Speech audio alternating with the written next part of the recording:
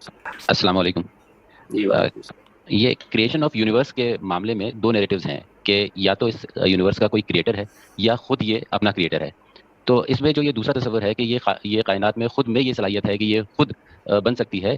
इसके फेवर में जो तीन बड़े सबूत आते हैं वो ये है। पहला सबूत ये है कि इस जब हम इस दुनिया को देखते हैं तो इसका जो मेन इंग्रेडिएंट है वो एनर्जी है। यानी मैटर भी एनर्जी है, लाइट भी एनर्जी है, हीट भी एनर्जी है। और एनर्जी में ये ताकत है कि ये इस कायनात को वजूद दे सकती है। दूसरी दूसरी बात ये देखते हैं हम, जब हम कायनात मतलब दुनिया में तो हमें नज़र नजर आता है। और जब हम इस दुनिया के बाहर देखते हैं यानी यूनिवर्स में देखते हैं तो वहां पे कोई नज्म नहीं है, बहुत एक कैटिक सिचुएशन है। गैलेक्सीज बन रहे हैं, टूट रहे हैं, कोई मैनेजमेंट नजर नहीं आता जो नज्म हमें इस दुनिया में नजर आता है। और दुनिया इस पूरे कायनात का एक बहुत ही छोटा सा हिस्सा है। और तीसरी बात ये आती है कि अगर मान लीजिए कोई इंटेलिजेंट क्रिएटर था तो फिर ये इतना वक्त क्यों लग गया एक कायनात को बनने में। यानी अगर उसके पास एक प्लान था तो बहुत आराम से ये चंद ही सालों में या 1000 सालों में, 2000 सालों में बन जाता। यानी इंसान को ही बनने में जो बताते हैं कि 400 करोड़ साल लग गए। तो ये तीन बड़ी दलीलें हैं जो इस कायनात के सेल्फ एग्जिस्टेंस को सपोर्ट करती हैं। इनमें से तो कोई चीज़ भी सेल्फ एग्जिस्टेंस को सपोर्ट नहीं करती। ये दलीलें जो तीनों हैं, ये मजहबी तसव्वुर पर तनकीद तो कही जा सकती हैं, लेकिन ये सेल्फ एग्जिस्टेंस को कैसे सपोर्ट करेंगे? सेल्फ एग्जिस्टेंस में तो ये बताना पड़ेगा, यानी वो मैकेनिज्म दरियाफ्त करना पड़ेगा जिससे एनर्जी अपने शऊर का इजहार करे, क्योंकि ये कायनात एक शऊरी अमल का लजूम करती है।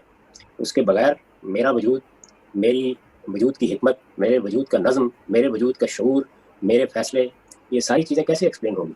तो इनमें से तो कोई दलील इसकी नहीं है। ये आप यूँ कहिए कि हम जो तसव्वुर रखते हैं इस कायनात में, उस पर ये तीन एतराज़ात हो सकते हैं। तो अगर उस पहलू से आप सवाल करें तो मैं जवाब दे दूंगा, इन एतराज़ात का क्या जवाब है। लेकिन ये इससे ये कैसे मालूम हुआ? इस वक्त तो ये पूरी की पूरी कायनात में कोई ऐसा मैकेनिज्म दरियाफ्त नहीं हो सका जिससे ये वाजे हो सके कि ये शऊरी सतह पर ये सारा मामला कर रही है। शऊर का इरादी इजहार सिर्फ इंसान के वजूद से हो रहा है, हमारे मुशाहिदे की हद तक। बाकी तो बेरहम कवानीन है जिनमें पूरी कायनात बंधी हुई है। तो जो चीज़ खुद बेरहम कवानीन में बंधी हुई है, वो अपनी क्रिएटर कैसे हो जाएगी? इस पर तो इकबाल का तबसरा ही काफ़ी है कि सितारा क्या मेरी तकदीर की खबर देगा, वो खुद फराकी अफलाक में काबिज हो। तो जब तक आप ये बता ना दें कि इस कायनात में ये मैकेनिज्म है जो असल में शऊरी फैसले करने की सलाहियत रखता है, उसको दरियाफ्त कर लें तो फिर जाहिर है कि वो मैकेनिज्म ही असल में खालिक भी हो जाएगा। इस वक्त तक तो कोई ऐसी चीज़ दरियाफ्त नहीं हुई। ये मजहबी तसव्वुर पर इतराज़ात उस देखिए, इनसे एक साहब ने पूछा है कि जो यूनिवर्स है वो खुद ब खुद बनी हुई है, क्योंकि इसमें कहीं खालिक का हाथ नहीं नज़र आता है यहाँ इसमें। क्योंकि 3 पॉइंट हैं, 3 इम्पोर्टेंट पॉइंट्स हैं उन उस बंदे ने ज़ाहिर किया। एक तो है बहुत टाइम लग गया है, कायनात बनने के बहुत सालों बाद ज़मीन की तख्लीक हुई, इंसानों की ज़िंदगी आई। और दूसरा पॉइंट ये है कि एनर्जी जो है वो सारी चीज़ का कह सकते हैं कि बेस है बनने में। वही इंसान की ज़िंदगी बना रहा है, उसी चीज़ से धरती, आसमान और ज़मीन सब बन रहे हैं। और तीसरा ये है कि बहुत कैओटिक है। अर्थ में थोड़ा-सा ये है हमारा नज़्म है, और बाकी पूरी कायनात में बिल्कुल वो नज़्म नहीं है, वो निज़ाम नहीं है, बिल्कुल कैओटिक है। मतलब कैओटिक मतलब पूरा बर्बाद है, ऐसे-वैसे है, जिसकी वजह से ज़िंदगी कहीं भी सर्वाइव नहीं हुई है।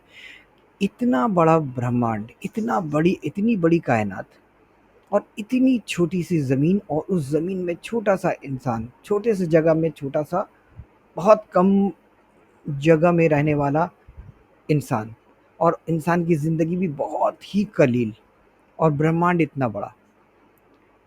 आप ये सोचिए कि इतना बड़ा जगह, इनफ़ाइनाइटली लार्ज स्पेस, उसमें इतना ज़र्रा बराबर, ज़मीन के ऊपर में एक ज़र्रा जितनी बड़ा हो सकता है, एक ज़र्रा, एक गर्द।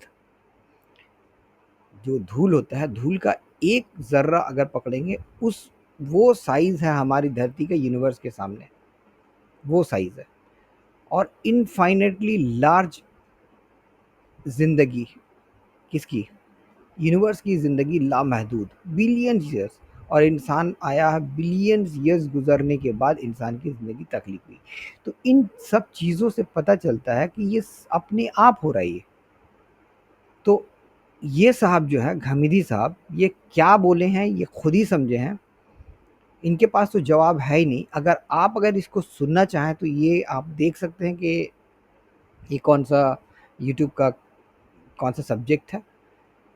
अगर आप कहेंगे तो दोबारा लगा दूंगा। मेरे समझ में तो नहीं आया कि उन्होंने क्या एक्सप्लेनेशन दिया। शऊर ये वो लफाजी करके निकल गए।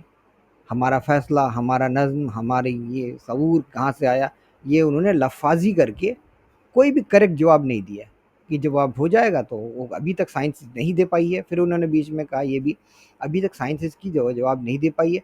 साइंस जवाब नहीं दे पाई है तो इसका मतलब है कि ये साहब जो बकवास कर रहे हैं, जो मुंह से गलाजत निकाल रहे हैं, वो सब सही है। इनकी इनकी बाकी दलीलें हम मान लें आंख बंद करके। साइंस, जस्ट बिकॉज साइंस नहीं दे पाई जवाब, इसका मतलब ये सारे धर्म वाले हैं, उनकी जो गलाजत उन्होंने दुनिया में फैला रखी है, उन तमाम गलाजत को हम लोग आंख बंद करके हजम कर लें और उसको हम लोग निगल लें। यही चाह रहे हैं ना, यही बोल रहे हैं कि वो साइंस नहीं बोल पाई है, शऊर कहाँ से आया, ये नहीं है। साइंस बहुत सारी चीज़ों को नहीं बोल पाया अभी, बहुत सारी चीज़ें दरियाफ्त किया है, बहुत सारी चीज़ें दरियाफ्त नहीं कर पाया। इसका मतलब ये नहीं है कि आप जो गलाजत मुंह से निकालेंगे उस गलाजत को हम हजम कर लें, ये ऐसा नहीं होता है। साइंस अगर ये नहीं कर, अगर आज साइंस ये कहे कि मैं मौत को जीत नहीं पाया हूँ और मुझे ये पता नहीं कि कॉन्शियसनेस कहाँ से आया। सपोज करते हैं थोड़ी देर के लिए साइंस ने ये कह दिया कि हम इन ज़िंदगी को, मौत को रोक नहीं सकते और हम शऊर कहाँ से आया वो उसने एक्सेप्ट कर रहा है। साइंस एक्सेप्ट कर रहा है कि भाई हमें नहीं पता, लेकिन इसका मतलब थोड़ी है कि मैं जो क्लेम करूंगा वो सही, मेरी क्लेम सही हो जाएगी। मेरा अगर कोई क्लेम है तो मुझे साबित करना है। अगर मैं ये कहूं कि मैं खुदा का अवतार हूं, मैं नबी हूं या कुछ भी हूं, कुछ भी वली हूं, कुछ भी अगर मैं क्लेम करता हूं तो ये मुझे साबित करनी पड़ेगी, ना कि साइंस के फेलियर पर मैं अपनी बात साबित कर दूं कि साइंस फेल हो गया, जस्ट बिकॉज साइंस फेल हो गया तो मेरी बात सही है। ये कौन सी लॉजिक है भाई? ये क्या बकवास है? ये घटियापन है, ये जलालत है। ये आप माने या ना माने, ये जलालत है। ये मैं अगर कुछ क्लेम करता हूं तो मुझे साबित करनी है कि मैं what ever I am claiming, इस पे बेस करके नहीं कि साइंस ने जवाब नहीं दिया तो मेरी बात सही है। शऊर कहाँ से आया? तो ये साइंस ने तो बहुत सारी चीज़ों का जवाब दे दिया है, तो आप उन सब चीज़ों को तो उस बेसिस पे तो आप इनकार तो नहीं करते, अपने मजहब को तर्क तो नहीं कर देते कि भरे हटा दो मत की कोई बहुत सारी चीज़ों का जवाब दे दिया है। अब रह गया, मैं इनकी इस बात को भी जवाब दे देता हूँ। साइंस तक पहुँचना तो इनकी इन जो झूठों की तो औकात ही नहीं है। साइंस इन सब झूठों के ऐसे बहुत सारे करोड़ों हैं, ऐसे करोड़ों लोग हैं जो अंडसंड डेली के डेली कुछ ना कुछ क्लेम कर रहे हैं। इनकी औकात नहीं साइंस तक पहुंचने की। चलिए मैं इनके इनके शऊर वाली बात का जवाब दे देता हूँ। शऊर कहाँ से आया? शऊर का मतलब है कॉन्शियसनेस। कॉन्शियसनेस कहाँ से आ गया? चलिए ठीक है, मान लेते हैं कि कॉन्शियसनेस इसी धरती का प्रोडक्ट है। मॉलिक्यूल्स, एटम्स, एनर्जी है, इसी का बाय प्रोडक्ट है। कैसे कैसे बाय प्रोडक्ट हो सकता है? आप मुझे बताइए, वाटर किस चीज़ से बना है? हाइड्रोजन और ऑक्सीजन से। हाइड्रोजन क्या होता है? हाइड्रोजन एक गैस है, ऑक्सीजन एक गैस है। ये दोनों ही मॉलिक्यूल्स हैं, ये दोनों ही सूखे चीज़ है, सूखे हुए हैं, ड्राइड है, ठीक है। इनमें, इन दोनों में से कोई भी वाटरी यानी पानी जैसा खासियत नहीं रखता। चिपचिपापन, जो लिक्विड की जो खासियत है, जो रकीकपन है, ये रकीकपन इन दोनों में, गैस में नहीं है। लेकिन ये दोनों जब कंबाइंड होते हैं तो क्या होता है? वाटरी कैपेबिलिटी पैदा हो जाती है, पानी बन जाता है, वाटरी हो जाता है, लिक्विडिटी आ जाती है। आती है या नहीं आती है?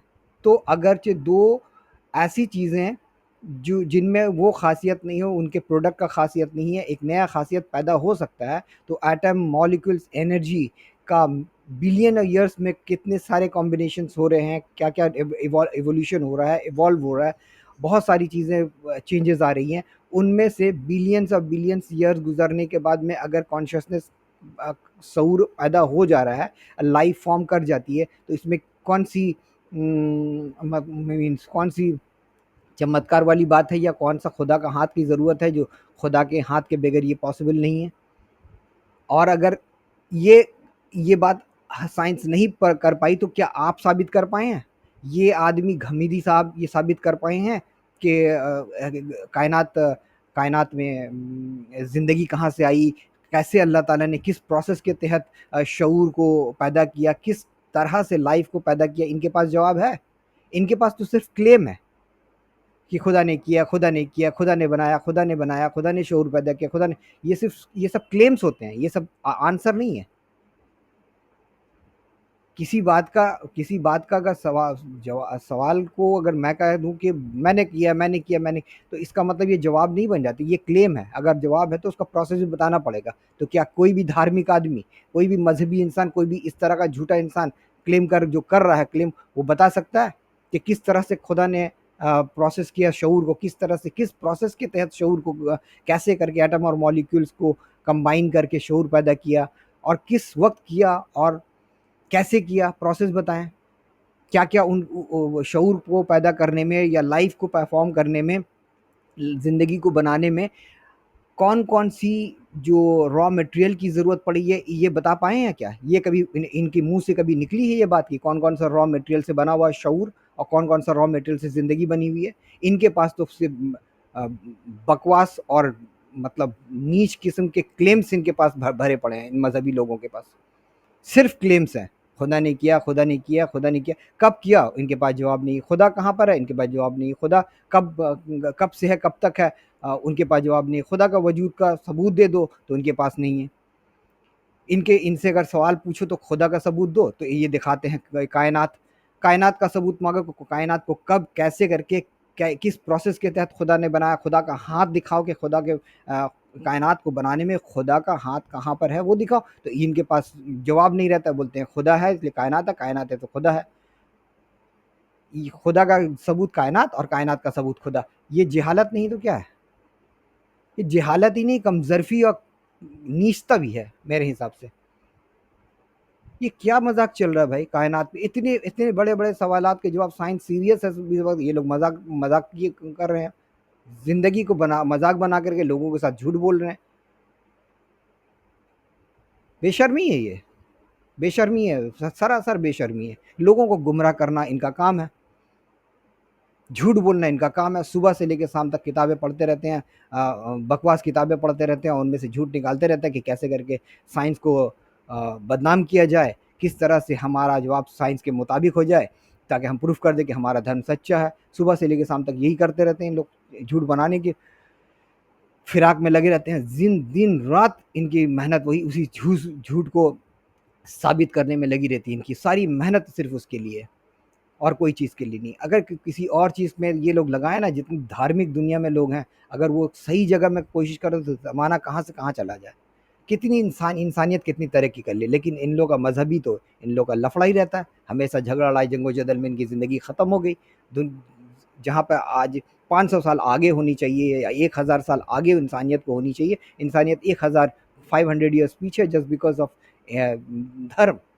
ये जो इतने मज़ाहब हैं, इनकी लड़ाई झगड़ी है, इतनी रिसोर्सेस का जो मतलब नाजायज़ इस्तेमाल है, घटिया इस्तेमाल है, इनके वक्त, इनकी ज़िंदगी, इनके पैसे बर्बाद हो जाते हैं, इन सब सड़े गले चीज़ों को जस्टिफाई करने में चली जाती है, इनकी सारी ज़िंदगी चली जाती है इनकी।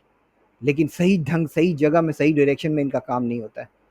साइंस तो मानता है कि भाई जितनी भी आज जो भी हम रिसोर्सेज यूज़ कर रहे हैं वो साइंस के बदौलत है, हर चीज़ साइंस का दिया हुआ है। साइंस अगर क्लेम करता है तो वो हमें बेनिफिशियल होता है, हमारे लिए बेनिफिशियल होता है, हम उसको फ़ायदा उठाते हैं, हम उससे अपनी ज़िंदगी आसान कर लेते हैं। और जो जवाब नहीं दे सकता है ये उसको बेस बना करके अपना उल्लू सीधा कर लेते हैं कि भाई साइंस ने नहीं बता पाए इसलिए हम सही हैं, हमारा धर्म सही, हमारा खुदा सही। ये बेशर्मी है, बेशर्मी है ये। माफ़ कीजिएगा हमारे अल्फाज, मैं माजरत चाहता हूँ, लेकिन बहुत ही घटियापन है मेरे हिसाब से, बहुत घटियापन है। एक दिन इंसान, आप भी समझ जाएंगे, इंसान भी, सारा इंसान समझ जाएगा इस दुनिया का कि ये लोग कितना गलत कर रहे हैं, झूठ फैला रहे हैं, हम लोगों को झूठ बोलते हैं, गलत करते हैं। एक तो खुद गलत सोच रहे हैं, खुद अनपढ़ हैं, और दूसरों को भी अनपढ़ और अंधेरे में रखने की कोशिश करते हैं। शर्म है। इस पे बहुत कुछ बोला जा सकता है कि मतलब खुदा का वजूद के बारे में बहुत लंबी बहस है, ये छोटी मोटी बहस नहीं है, ये छोटी मोटी बहस नहीं है। बहुत टाइम लगता है इन सब चीज़ों को एक एक करके डिबंक करने में, बहुत सारे क्लेम्स हैं, बहुत सारे उनके पास भी पॉइंट्स हैं जो ये जस्टिफाई करने की कोशिश करते हैं खुदा का वजूद। और उन सब का तोड़ एक एक करके निकालना कि शऊर कहाँ से आया, लाइफ कहाँ से आया, ये कहाँ से बना, वो कहाँ से बना। तो बहुत सारे इनके झूठे क्लेम्स हैं और उनको एक एक को डिबंक करना बहुत टाइम लगता है, टाइम लगेगा, क्योंकि वो आसान पॉइंट्स होते नहीं है और हर एक के समझ में आने वाली बात भी नहीं है। ठीक है, बहुत कुछ समझाना पड़ेगा, क्योस क्या होता है, ये क्या होता है। तो अगर ज़िंदगी बन गई किसी तरह धरती पर, ज़िंदगी क्रिएट हो गई इत्तेफाक से किसी एक्सीडेंट के तहत या किसी प्रोसेस के तहत, तो ये कहते हैं देखो ज़िंदगी फॉर्म हो गई। अरे ज़िंदगी फॉर्म हो गई तो तुम मतलब आज भी हम लोग देखते हैं कि पानी कहीं जमा रहता है तो वहाँ पे कीड़े लग जाते हैं। ब्रेड वगैरह रख देते हैं, रोटियाँ वगैरह रख देते हैं, उसमें फंगस लग जाता है। तो ये तो खुद ब खुद होता है ना। कैसे कहते हैं कि खुद ब खुद कोई चीज़ नहीं हो सकता है? हज़ारों काम ऐसे चीज़ें हैं जो खुद ब खुद आज अपने आँखों से हम धरती पर होते हुए देखते हैं, जो खुद ब खुद होता है। जंगल में आग लग जाता है, जंगल में आग लग जाता है तो खुद ब खुद ही होता है ना, किसी इंसान ने लगाया होता है या खुदा ने लगाया होता है। खुद ब खुद लगती है ना भाई, जंगल में आग लगती है तो किसी इंसान ने तो नहीं लगाया होता ना, किसी के पास माचिस तो बैठ के नहीं है ना, किसी ने माचिस लगा के हाथ से तो नहीं लगा, खुदा ने तो माचिस लगा के आग नहीं डाली ना, कैसे लग जाता है? तो ऐसे हज़ारों प्रोसेस है जो ये बताती है कि बहुत सारी चीज़ें अपने आप होती है।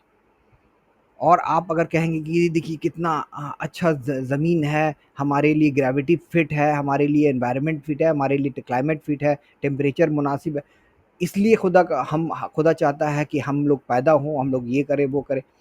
ऐसा नहीं है भाई। हम लोग इतने बड़े ब्रह्मांड में पैदा इसलिए हो गए हैं कुछ दिनों के लिए, कुछ दिनों पहले सिर्फ़ पैदा इसलिए हो गए कि मुनासिब एनवायरनमेंट मिला तो हम यहाँ पर पैदा हो गए हैं। ठीक है? फ़र्क है। किसी ने हमारे लिए एनवायरनमेंट मुनासिब नहीं रखा है और हमें पैदा नहीं किया है। मुनासिब एनवायरनमेंट मिल गया तो इंसान का वजूद कीड़े-मकोड़ों के पहले बहुत सारे मतलब एक छोटा-सा क्रिएचर से लेकर के आज इंसान इसलिए इतना तरक्की कर लिया, एवोल्यूशन है, क्रिएशन बहुत सारी चीज़ें हैं।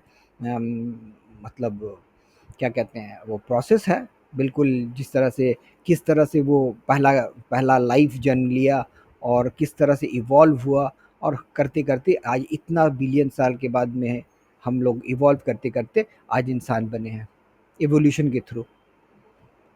तो हर एक चीज़ का जवाब है, हर एक चीज़ का जवाब है। और अगर नहीं भी है ना जवाब, अगर नहीं भी है, साइंस अगर कहता कि हमारे पास सपोज़ कीजिए कि हमारे पास ये इस बात का जवाब नहीं है कि पहला लाइफ़ धरती पर कैसे करके आया। पहला जो कीड़ा जो नॉन लिविंग थिंग से लिविंग थिंग बना, पहला जो भी रहा होगा वायरस, बैक्टीरिया, कीड़ा, जो मॉलिक्यूल, जो लिविंग बीइंग था, पहला सेल कह सकते हैं, पहला सेल जो था वो कहाँ से आया। अगर मान भी लेते हैं कि साइंस के पास इस बात का जवाब नहीं है, तो इसका मतलब नहीं है कि ये सारे के सारे जो घटिया धर्म हैं, ये सारे सारे धर्म सही हो गए, क्योंकि साइंस ने नहीं जवाब दिया तो बाकी सभी धर्म जो है वो सही हो गए। तो सारे धर्म ना सही हो जाएंगे, क्योंकि साइंस फॉल किया और सारे क्लेम करने वाले 10 बैठे हैं। साइंस एक है और क्लेम करने वाले 50 बैठे हैं। तो साइंस जैसे ही गिरा तो वो सारे के सारे धर्म वाले क्लेम करने लगेंगे कि भाई मेरा धर्म सही, मेरा धर्म सही, मेरा धर्म सही। बताइए कहाँ तक सही है? अब अगर सही है भी, मान लेते हैं कि साइंस ने कह दिया कि भाई खुदा ने किया, हमें नहीं पता, खुदा ने किया, तुम लोग डिसाइड कर लो। तो ये सारे 50 आपस में लड़ मरेंगे कि हाँ हमारा हमारा खुदा ने किया, हमारा खुदा ने किया, हमारा जवाब एक के पास भी नहीं है। चलिए ख़त्म करते हैं इसको, इस वीडियो को यहीं पर रोकते हैं एक बर्ट्रांड रसल की एक बहुत ही खूबसूरत कोट के साथ में। आपको ज़रूर यकीनन अच्छा लगना चाहिए, अच्छा लगेगा।